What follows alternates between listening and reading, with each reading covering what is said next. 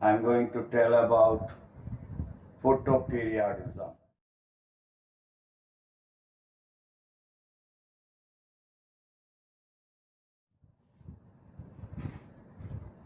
The physiological change on flowering due to relative length of light and darkness is called photoperiodism. The relative length of light and darkness is called photoperiod. According to photoperiod, some plants will flower. Those physiological change on flowering due to relative length of light and darkness is called photoperiodism. The term photoperiodism was coined by Garner and Allard in the year 1920. They observed photoperiodism in Biloxi. Biloxi is a variety of soya bean. Glycine max, that is the botanical name for soya bean. And Maryland mammoth, it is a variety of tobacco. Nicotiana tabacum, that is the botanical name for tobacco.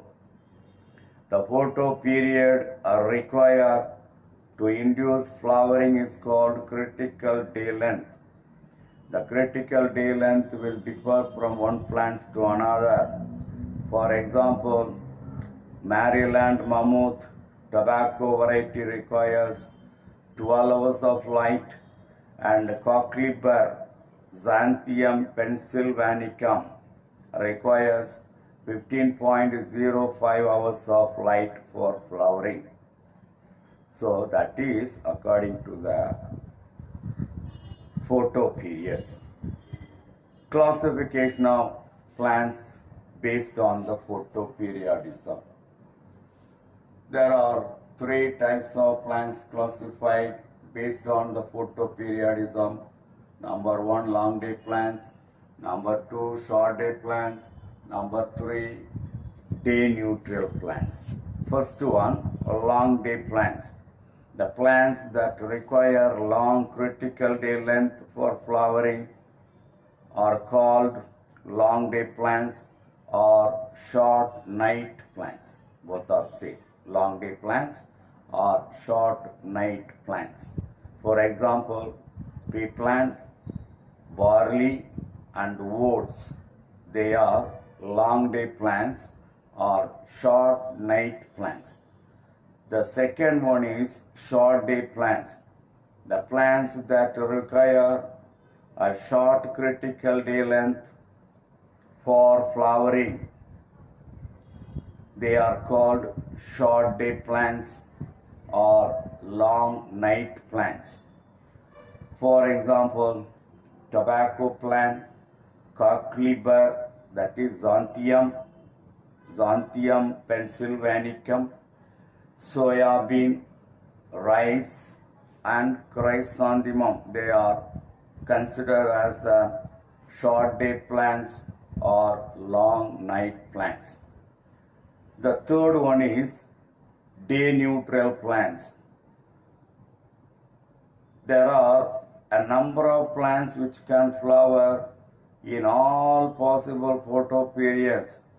They are called as photoneutrals or indeterminate plants. For example, potato, rhododendron, tomato, and cotton plants. They are called day neutral plants or photoneutrals or indeterminate plants. So these are all the three types of plants classified based on the photoperiodism. Now we'll pass on to the photoperiodic induction. Photoperiod in 24 hours cycle constitutes one inductive cycle. Plants may require one or more inductive cycles for flowering. The phenomenon of conversion of leaf primordia into flower primordia under the influence of suitable inductive cycles is called photoperiodic induction. For example, xanthium short day plant is a short day plant that require one inductive cycle. Plantago, it is a long day plant that requires 25 inductive cycles.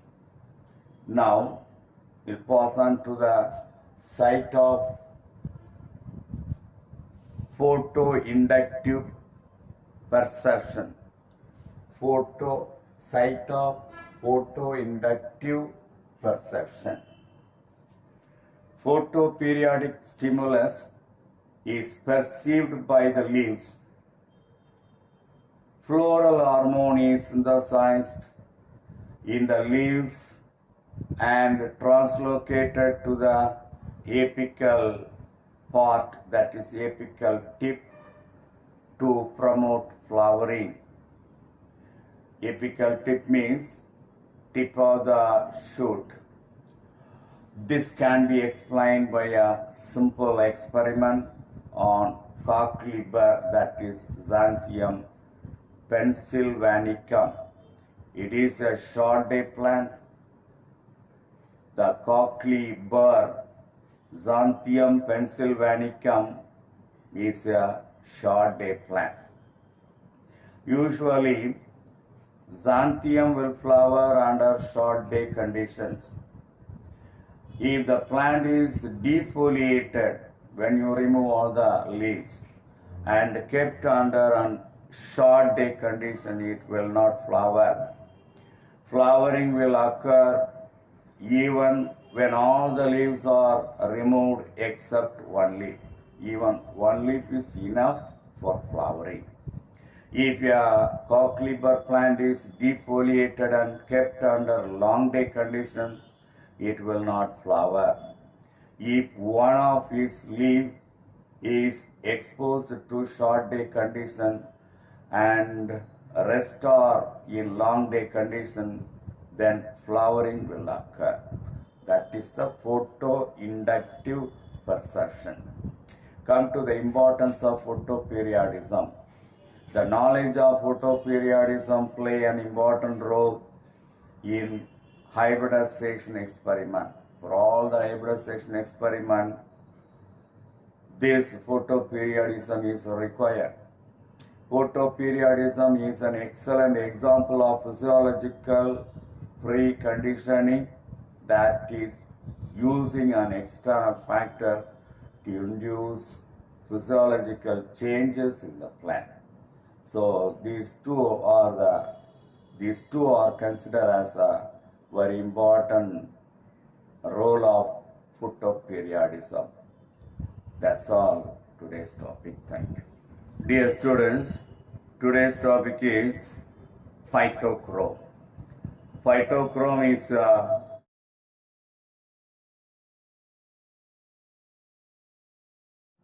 and that is responsible for the perception of light in photophysiological process, that is in connection with flowering. Butler et al. In the year 1959 named phytochrome pigment. The phytochrome pigment exists in two forms, two interconvertible forms. One is red light absorbing pigment, which is designated as PR, and number two, far red light absorbing pigment, which is designated as PFR. So there are two forms in phytochrome. One is PR, another one is PFR. PR is a red light absorbing pigment, whereas PFR is a far red light absorbing pigment. The PR form absorbs red light in 660 nanometer and changes to PFR.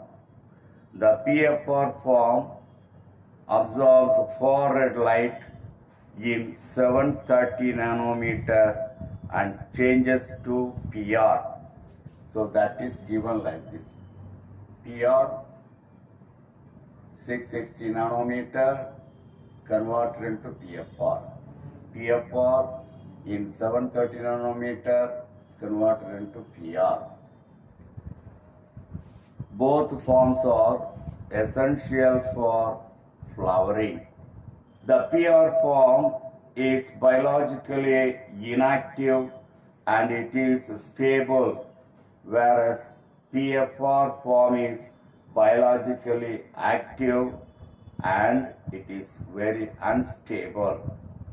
In short day plants, PR promotes flowering and PFR inhibits the flowering, whereas in long day plants, flowering is promoted by PFR and inhibited by PR form.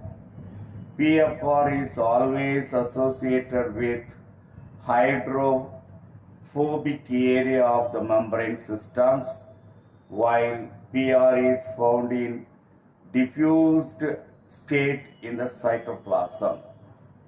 The interconversion of the two forms of phytochrome, that is PR into PFR or PFR into PR, is mainly involved in flowering induction and also additionally plays a role in seed germination and changes in the membrane conformation.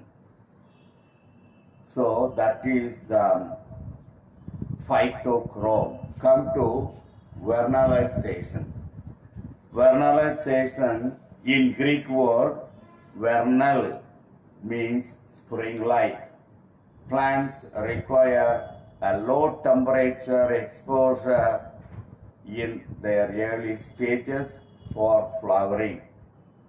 Beside photoperiodism, photoperiod, some of the plants need vernalization is yet another process for flowering. Beside photoperiod, photoperiod also essential, vernalization also essential for flowering in some of the plants.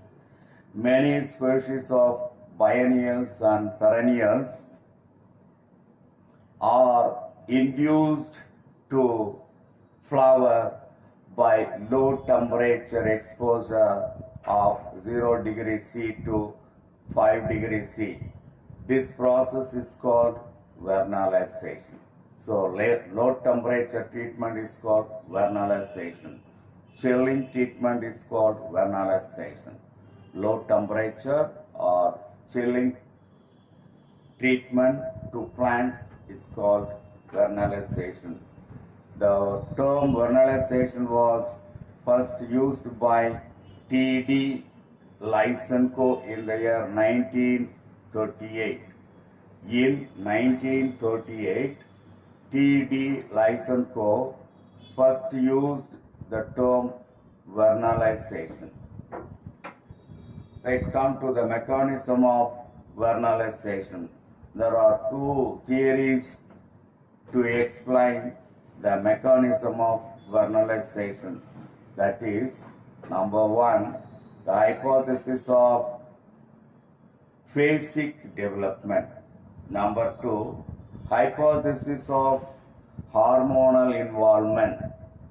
First, you will see hypothesis of phasic development.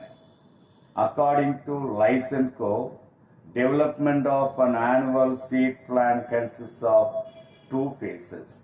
The first phase is thermostage, which is vegetative phase requiring a low temperature and suitable moisture to the plants. Next phase is photostage, which requires high temperature for synthesis of florigen. Florigen is a flower-inducing hormone. It is a hormone which is very much essential for flowering in plants. Hypothesis of the second one is hypothesis of hormonal involvement. According to Purvis in the year 1961, formation of a substance A from its precursor. Formation of a substance A from its precursor is converted into B after chilling treatment, after low temperature treatment. The substance B is unstable. So at a suitable temperature, B is converted into stable compound D. That is called vernaline. Vernaline is a substance that is formed during vernalization. Vernaline is converted to F. F refers to florigen. Florigen induces flower formation. The florigen is an enzyme. It is a pigment. It is very much essential for flowering in plants. At a high temperature, the B is converted to C and devernalization occurs. So that is the hypothesis of hormonal involvement. This is the hypothesis of hormonal involvement. During this process, the precursor is converted into A. The A is converted into B during chilling treatment or low temperature treatment. The B is unstable compound. The B under suitable temperature is converted into D. D is the vernaline. Vernaline is converted into F. F refers to florigen. Florigen is a substance which is very much essential for the formation of flower. So flower formation takes place. At high temperature, what will happen? The B is converted into C. That process is called devernalization. Now come to the technique of vernalization.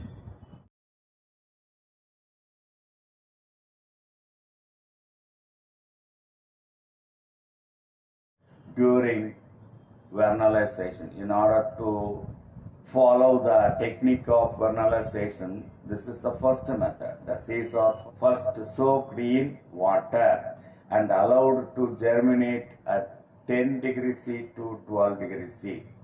Then seeds are transferred to low temperature, that is 3 degrees C to 5 degrees C, from few days to 30 days. After that, the germinated seeds after this treatment are allowed to dry and then sown in the field to germinate. The plants will show quick flowering when compared to untreated control plants. So that is the technique followed in vernalization. Devernalization. The reversal of the effect of vernalization is called devernalization. Practical application. There are some practical applications given for vernalization. Number one, vernalization shortens the vegetative period and induces flowering in plants. Number two, it increases the cold resistance of the plants. Number three, it increases the resistance of plants to fungal disease. Number four, plant breeding can be accelerated. So these are all considered as a practical application of vernalization in plants. That's all today's topic. Thank you.